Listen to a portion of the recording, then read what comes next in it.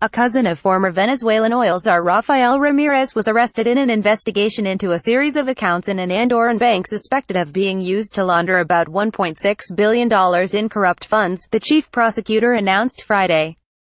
The arrest of Diego Salazar comes amid a widening corruption probe into Venezuela's state-run oil industry that some see as an attempt by President Nicolas Maduro to consolidate power within his socialist party ahead of next year's presidential elections.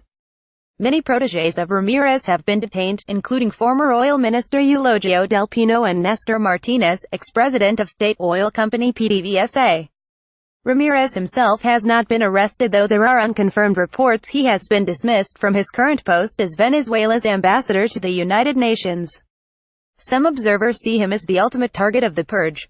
In a telephone interview broadcast on state-run television, Attorney General Tarek William Saab said Salazar is accused of money laundering and association to commit a crime. Salazar and others would be linked to a corruption scheme in the bank in Andorra, a nation of 85,000 inhabitants between Spain and France, Saab said.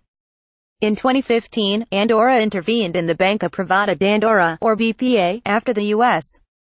Treasury Department accused it of laundering money from groups in China, Russia and Venezuela.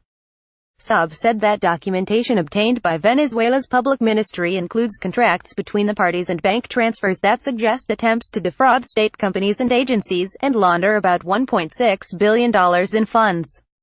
Local media are reporting that Salazar is being held at the headquarters of the Bolivarian National Intelligence Service. Salazar's arrest follows the detentions of Martinez and Del Pino on suspicion of embezzlement, criminal association and money laundering.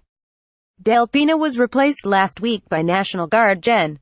Manuel Quevedo. Ramirez served as Venezuela's oil minister from 2002 to 2014, and lead PDVSA from 2004 to 2014.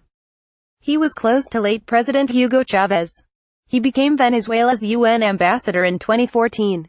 Previously, Saab has said the oil arrests fulfill a government pledge to assure Venezuela's vast oil wealth is spent on the poor and isn't pilfered by corrupt officials.